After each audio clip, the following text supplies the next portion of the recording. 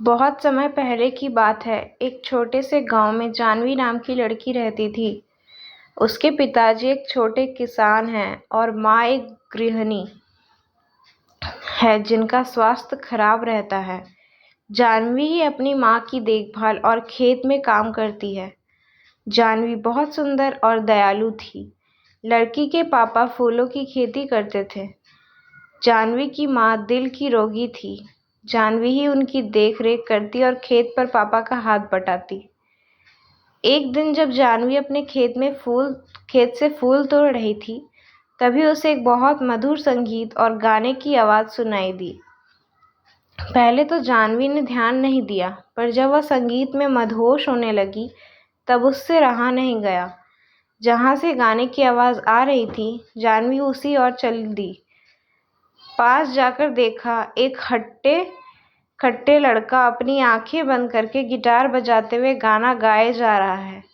जानवी उस अनजान लड़के को एक टक होकर देखने लगी। बहुत देर तक जानवी उसको देखती रही और संगीत में खोकर उसके पास आंखें बंद करके बैठ गई।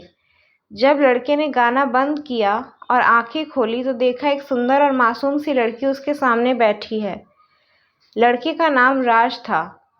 राज ने पूछा, कौन हो तुम?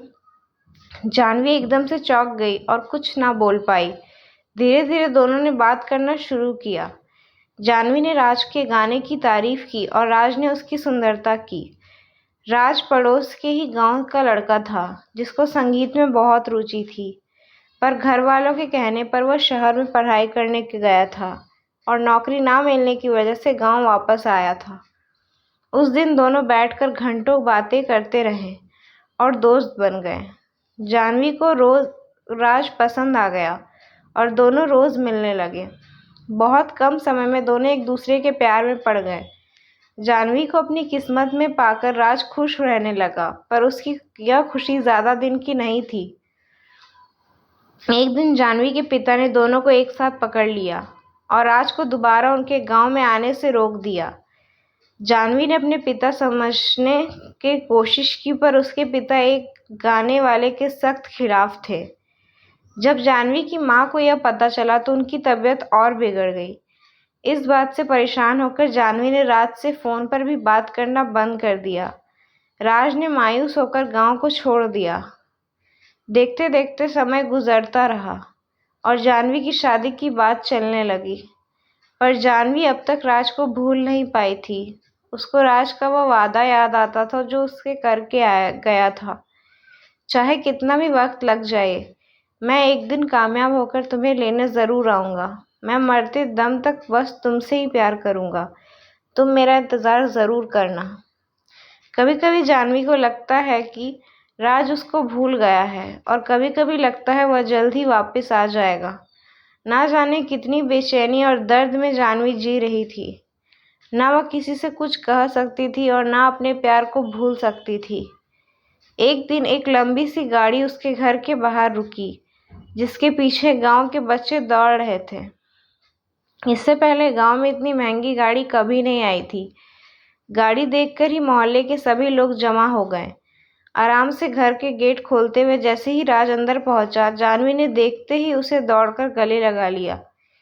जानवी की अंदर लेटी थी। राज और जानवी दोनों गले लगाकर रोने लगे। दोनों एक दूसरे के प्यार को महसूस कर रहे थे। दोनों के मन में सारी शंकाएं दूर हो गई और दोनों का प्यार वक्त के साथ बढ़ता गया।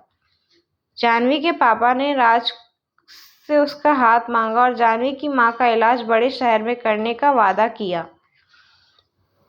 राज शहर में बड़े गाने वाले बन गया था। उसके गाने टीवी पर आने लगे थे। आज उसके पास वह सब कुछ था जिसको जानवी के पिता ने कभी देखा ना था।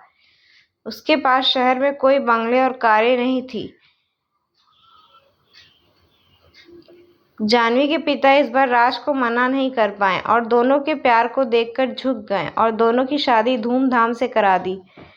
जानवी और राज ने अपना पूरा जीवन खुशी खुशी बिताया और जब वह शहर से बोर हो जाते तब वह उसी खेत के पास आते जहां वो पहली बार मिले थे। राज गाना गाता और जानवी उसकी बाहों में संगीत का आनंद लेती। दोनों ने धरती पर ही स्वर्ग का आनंद लिया।